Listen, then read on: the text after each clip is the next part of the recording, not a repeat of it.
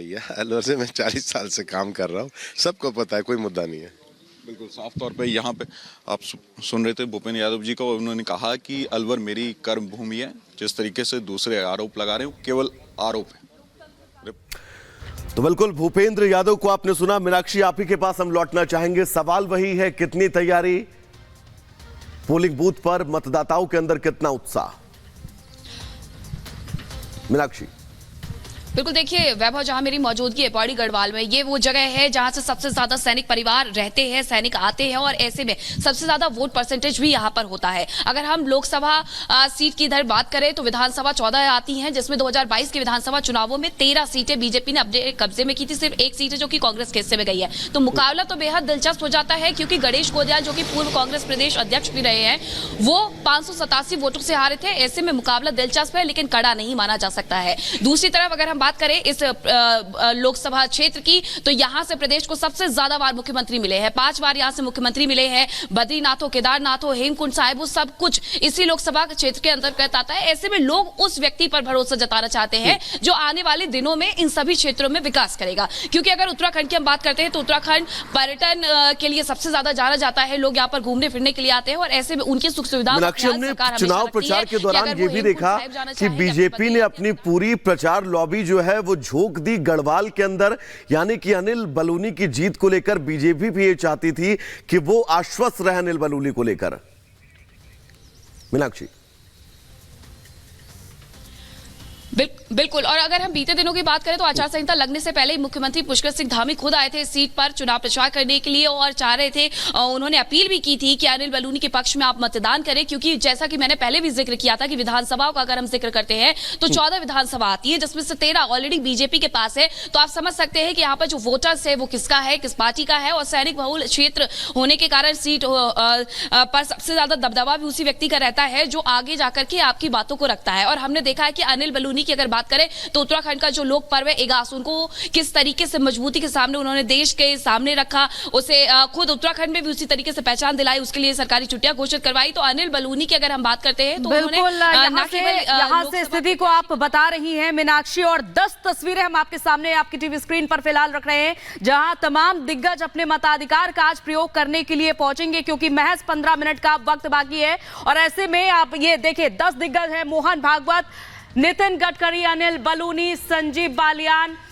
और इसके साथ तमाम जो दिग्गज आपको नजर आ रहे हैं। हरिद्वार से त्रिवेंद्र सिंह रावत है, जितेंद्र सिंह है, और इस बीच वैभव बड़ी खबर आ रही है, जरा वो दर्शकों को एक बार बता देते हैं। बिल्कुल, इन 10 तस्वीरों के बीच अब आगे बढ़ेंगे और एक खबर आपको बता दें। दरअसल अमित शाह आज नामांकन करेंगे, विजय मुहूर्त में गांधीनगर में पर्चा भरेंगे। नामांकन के बाद राजस्थान में चुनाव प्रचार करते हुए भी अमित शाह नजर आएंगे। कल ताबड़तोड़ 3 रोड शो उन्होंने अहमदाबाद और गांधीनगर में किए, और आज गांधीनगर से वो अपना नॉमिनेशन फाइल करेंगे। नॉमिनेशन फाइल करने के बाद अमित शाह राजस्थान में चुनावी प्रचार करते हुए भी नजर आएंगे। यानी कि 2 तस्वीरें आज बहुत महत्वपूर्ण रहने वाली हैं।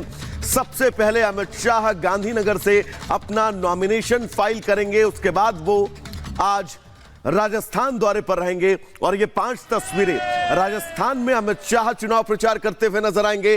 3 राज्य उत्तर प्रदेश, मध्य प्रदेश और महाराष्ट्र में आज प्रधानमंत्री नरेंद्र मोदी प्रचार करेंगे, और बाकी ये तस्वीरें।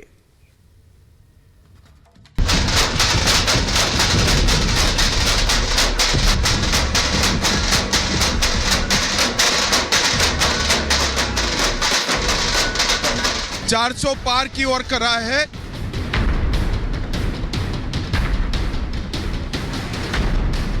फिर से एक बार गुजरात में 26 की 26 सीटें भारतीय जनता पार्टी जीतने जा रही है।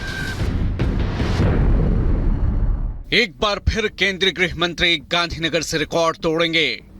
नामांकन से पहले और बाद में शाह के शक्ति प्रदर्शन के क्या है मायने? क्या है बीजेपी के चाणक्य की बड़ी तैयारी?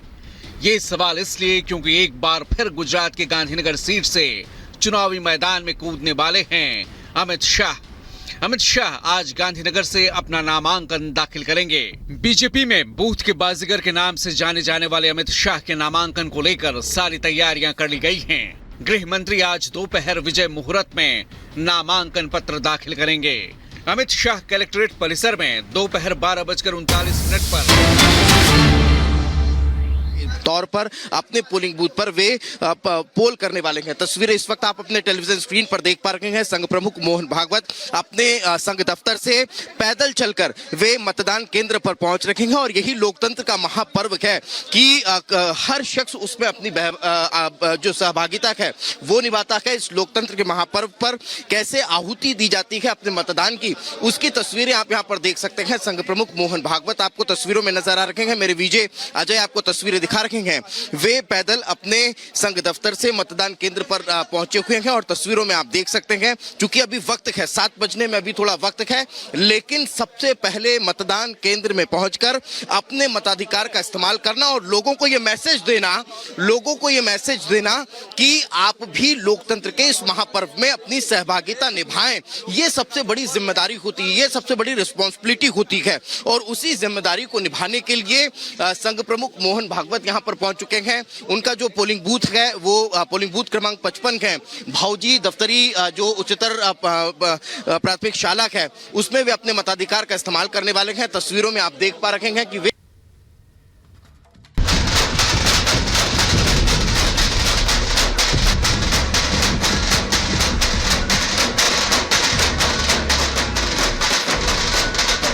400 पार की ओर कर रहा है।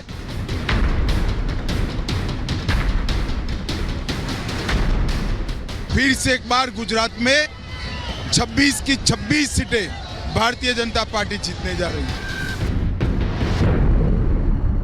एक बार फिर केंद्रीय गृह मंत्री गांधीनगर से रिकॉर्ड तोड़ेंगे। नामांकन से पहले और बाद में शाह के शक्ति प्रदर्शन के क्या है मायने, क्या है बीजेपी के चाणक्य की बड़ी तैयारी? ये सवाल इसलिए क्योंकि एक बार फिर गुजरात के गांधीनगर सीट से चुनावी मैदान में कूदने वाले हैं अमित शाह। अमित शाह आज गांधीनगर से अपना नामांकन दाखिल करेंगे। बीजेपी में बूथ के बाजीगर के नाम से जाने जाने वाले अमित शाह के नामांकन को लेकर सारी तैयारियां कर ली गई हैं। गृह मंत्री आज दोपहर विजय मुहूर्त में नामांकन पत्र दाखिल करेंगे। अमित शाह कलेक्ट्रेट परिसर में दोपहर 12:39 पर तौर पर अपने पोलिंग बूथ पर वे पोल करने वाले हैं। तस्वीरें इस वक्त आप अपने टेलीविजन स्क्रीन पर देख पा रहे हैं। संघ प्रमुख मोहन भागवत अपने संघ दफ्तर से पैदल चलकर वे मतदान केंद्र पर पहुंच रहे हैं और यही लोकतंत्र का महापर्व है कि हर शख्स उसमें अपनी जो सहभागिता है वो निभाता है। इस लोकतंत्र के महापर्व पर कैसे आहुति दी जाती है अपने मतदान की, उसकी तस्वीरें आप यहाँ पर देख सकते हैं। संघ प्रमुख मोहन भागवत आपको तस्वीरों में नजर आ रहे हैं। मेरे विजय अजय आपको तस्वीरें दिखा रहे हैं।